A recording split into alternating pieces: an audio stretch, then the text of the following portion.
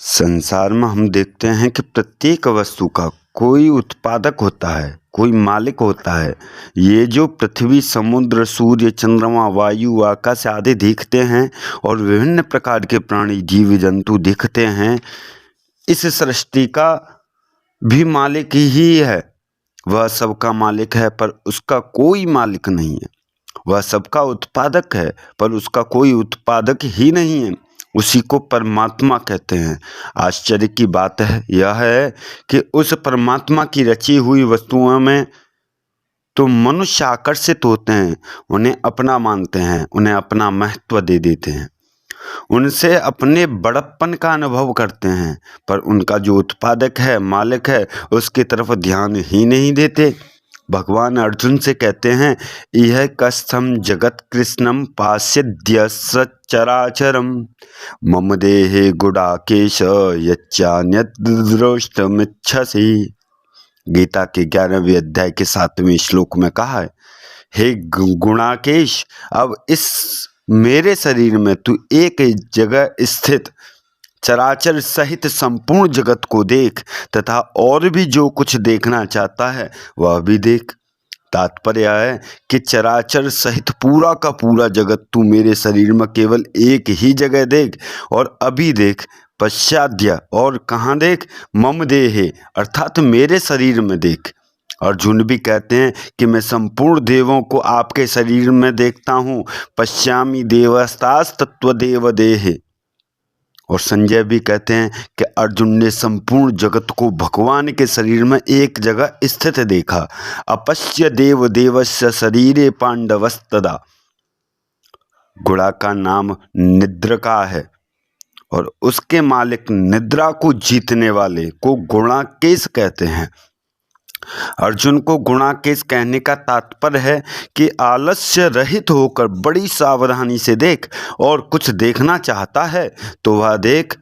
यच्चान्य दृष्टमिच्छसि। भगवान उसकी मन की बात जानते हैं कि वह और क्या देखना चाहता है।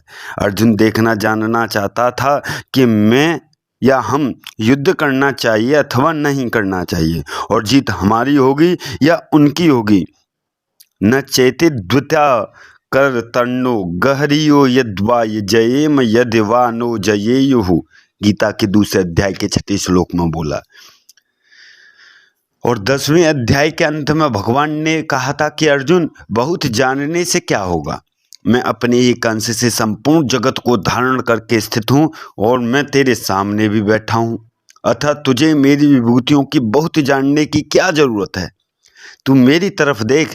तभी अर्जुन को वह रूप देखने की इच्छा हुई। दृष्टुमिच्छामि ते रूपमेश्वरम।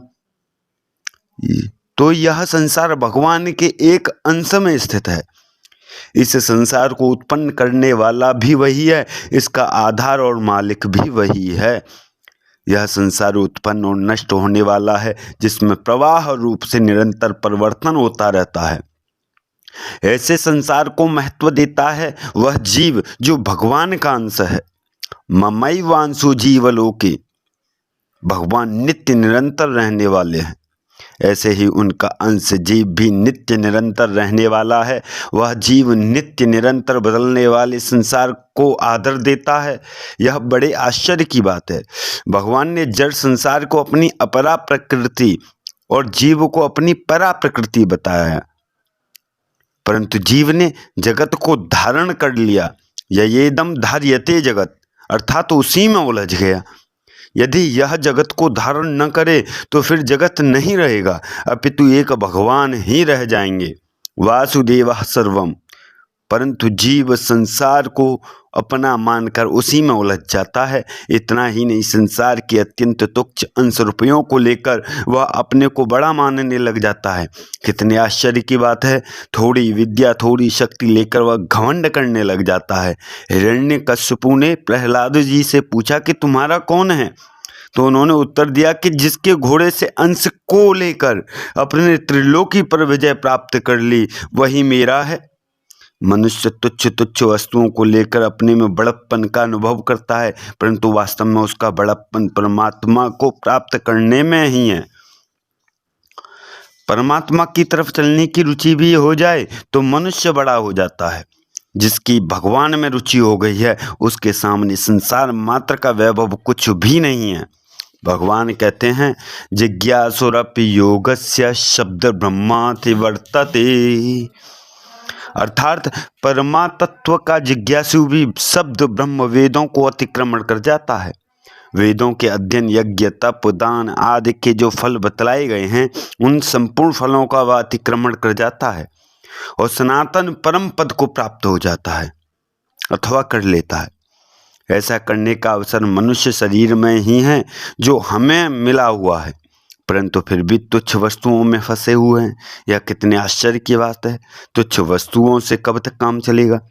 सदा हमारे साथ न धन रहेगा और न कुटुंब रहेगा, न मान बढ़ाई रहेगी, न यह अवस्था रहेगी और न शरीर रहेगा, क्योंकि ये रहने वाली वस्तुएं हैं ही नहीं।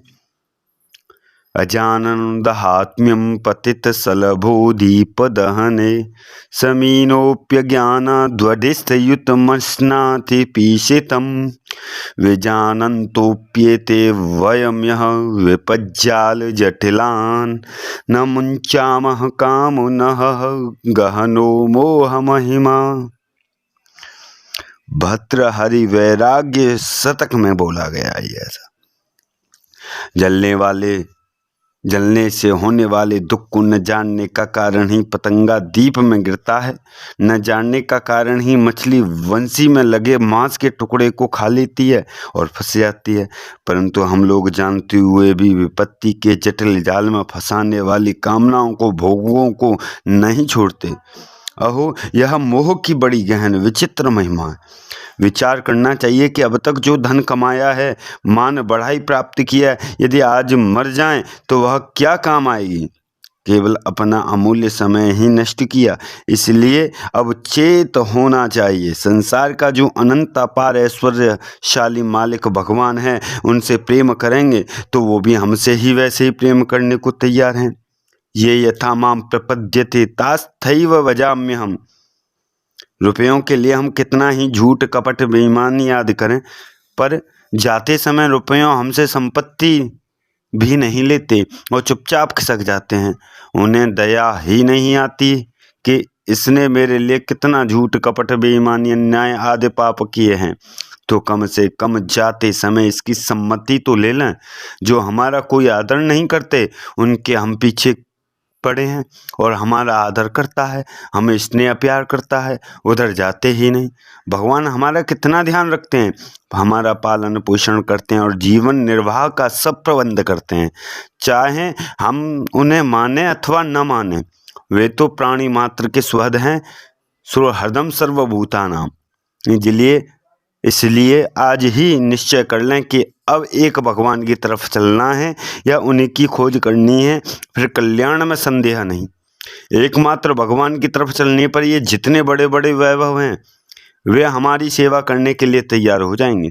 बड़े बड़े राजा, महाराजा और देवता भी भगवत भक्ति के दास होते हैं और उसके दर्शन से अहो भाग्य मानते हैं। वैसा हम सभी हो सकते हैं।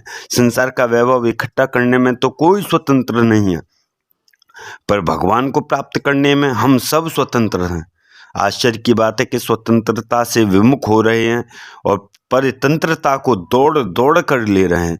इसीलिए इस समस्त संसार का मालिक है, इसका उत्पादक, प्रकाशक और आधार है, जिसके एक अंश में यह सारी सृष्टि स्थित है। उन अपने परम प्रियतम भगवान से ही संबंध जोड़ लें। उन्हें चाहे माँ बना लें, उन्हें चाहे पिता बना लें, उन्हें चाहे पुत्र बना लें, चाहे भाई बना लें, चाहे मित्र ही बना लें, चाहे अर्जुन के समान सारथी बना लें, वे सब कुछ बनने को तैयार हैं। अर्जुन उनसे कहते हैं कि मेरा रथ दोनों सेनाओं के बीच खड़ा करो, तो वो वैसा ही कर देते हैं। कितनी विचित्र बात है। इस प्रकार आज्ञा का पालन तो आजकल बेटा भी नहीं करता। ऐसे अपने प्यारे प्रभु को छोड़कर निष्ठुर संसार की तरफ चलना कहाँ की बुद्धिमानी है। धन तो जड़ है और उसकी परतंत्रता से तो चेतन पुरुष की परतंत्रता ही अच्छी है। पुरुष तो माता पिता या पति होगा, पर धन माता पिता या पति नहीं होता। इसमें भी माता पिता या पति की परतंत्रता हमें वास्तव में स्वतंत्र बनाने वाली है। इनकी पराधीनता में भी महान स्वतंत्रता भरी पड़ी है।